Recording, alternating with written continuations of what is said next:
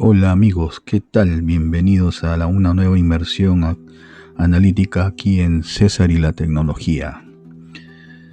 Hoy les quiero hablar sobre el Super Audio CD Player de la marca Shanling. Vamos a hacer un análisis sobre este dispositivo y vamos a apreciar la historia y las especificaciones técnicas más resaltantes. En el capítulo 1 tenemos la paradoja de los $40,000 en la era del streaming.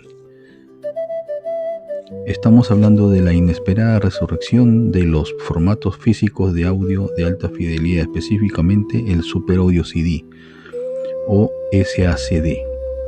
Y más asombroso aún, la existencia de reproductores de discos físicos de ultra alta gama, con precios que oscilan entre los $4,000 y más de $40,000.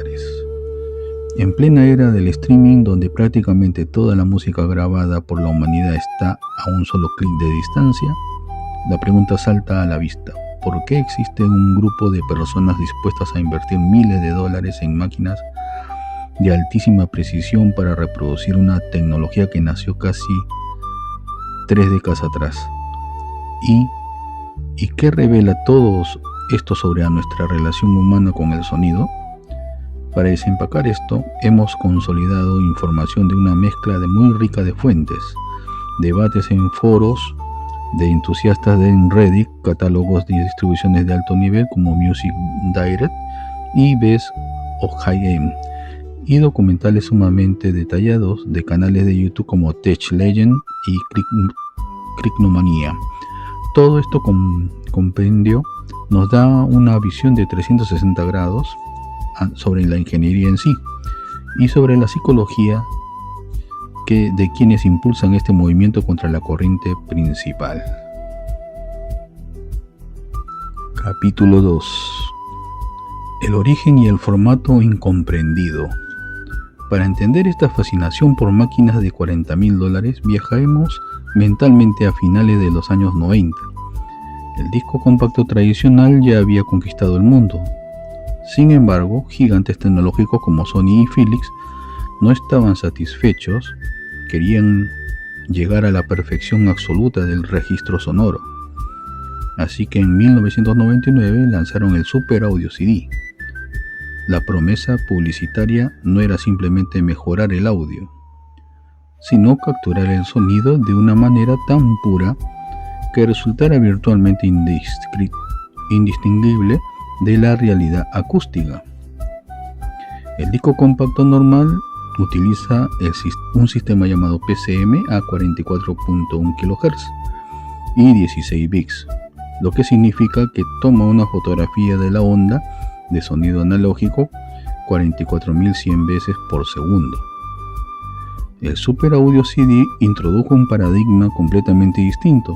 El DSD o Direct Stream Digital utiliza un sistema de un solo bit que toma muestras a una velocidad vertiginosa de 2.8224 MHz, más de 2.800.000 veces por segundo. Al tomar tantos puntos de datos, el formato DSD elimina los escalones digitales, creando un trazo analógico continuo con un rango dinámico expansivo de hasta 120 decibelios. Además, logra empujar el ruido digital inherente hacia frecuencias ultrasónicas, completamente inaudibles para el oído humano. Pero la historia nos dice que el formato fue considerado un rotundo fracaso a nivel comercial. La revolución del Internet, el MP3 y el iPod aplastaron el deseo de buscar la perfección sonora en la sala de estar. A esto se sumó una guerra de formatos tremendamente desgastante contra el DVD audio de Toshiba. Para empeorar las cosas, Sony implementó restricciones anticopia o DRM de nivel casi militar, encerrando su propia maravilla en una jaula que frenó su adopción masiva. Capítulo 3. El ritual como antídoto a la fatiga digital. Y sin embargo nos encontramos en pleno 2026 revisando catálogos que celebran el regreso del Super Audio CD. Las fuentes nos dejan claro que este no es un regreso que intente destronar al streaming. Spotify, Apple Music ya ganaron esa guerra.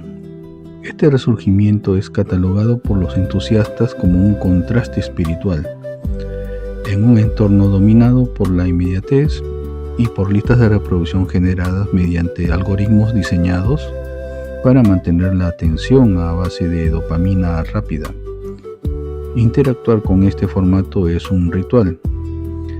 Es el acto físico de sacar el disco de su caja, colocando en una bandeja mecánica, escuchar el zumbido del motor y comprometerse a escuchar una obra sin saltar de pista.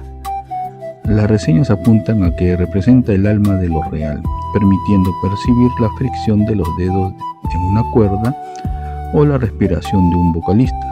Se ha convertido en un antídoto contra la fatiga digital, un anhelo de establecer una conexión interrumpida frente a la escasez de atención de nuestra época.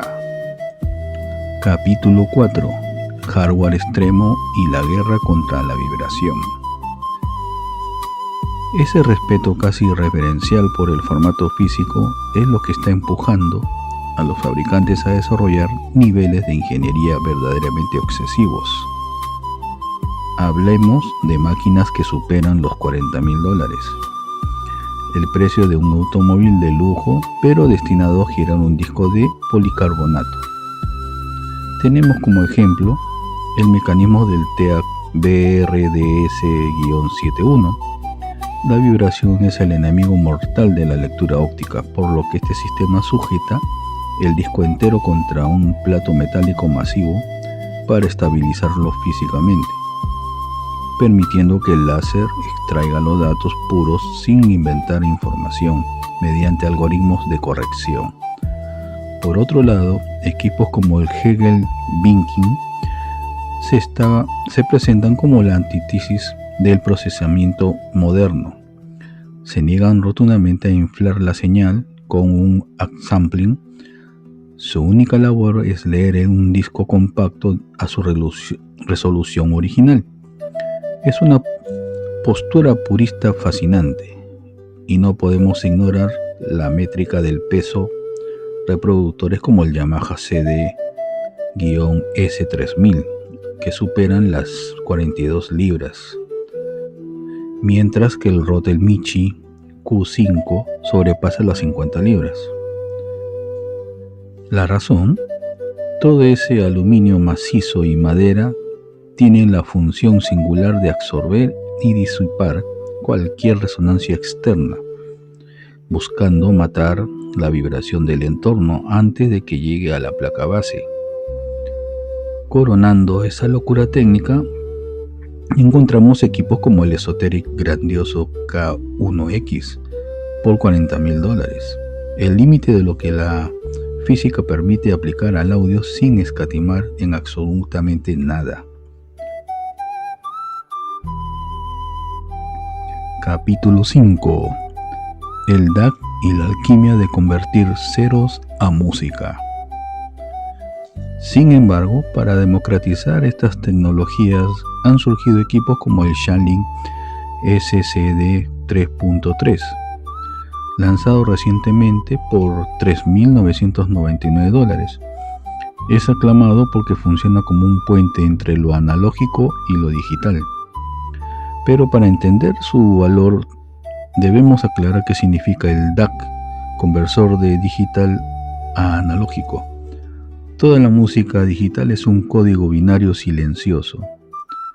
El DAC es el cerebro matemático que traduce esos ceros y unos en una onda eléctrica analógica continua. El Shanling utiliza un diseño complejo llamado R2R Ladder de segunda generación, compuesto por 212 resistencias ultra precisas soldadas individualmente. Esto le otorga a la música una textura orgánica que los chips modernos rara vez logran. pasando luego por tubos de vacío 12A-T7 de la vieja escuela para inyectarle calidez vital.